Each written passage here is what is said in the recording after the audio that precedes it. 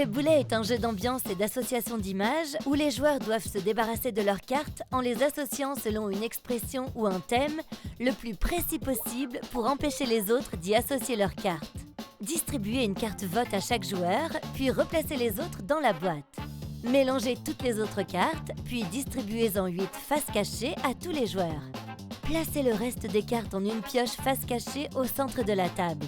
Tous les joueurs prennent connaissance secrètement et simultanément de leurs cartes.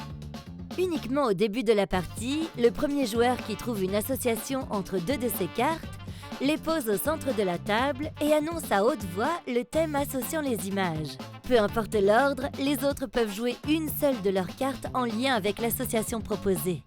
Cela n'est pas obligatoire, mais fortement conseillé pour être le premier à se débarrasser de ses cartes. Lorsqu'un joueur réussit à jouer une carte boulet en l'associant avec le thème proposé, il la donne au joueur de son choix à la fin du tour. Ce dernier doit la placer face visible devant lui. Une carte boulet utilisée lors de son tour de jeu pour créer une association devient alors une carte image normale et ne peut pas être donnée à un autre joueur. À tout moment, un joueur peut contester l'association ou une carte ajoutée par un autre joueur.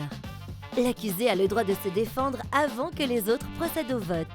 Tous les joueurs, sauf l'accusé, placent secrètement leur carte vote sur la face de leur choix, puis la révèlent simultanément.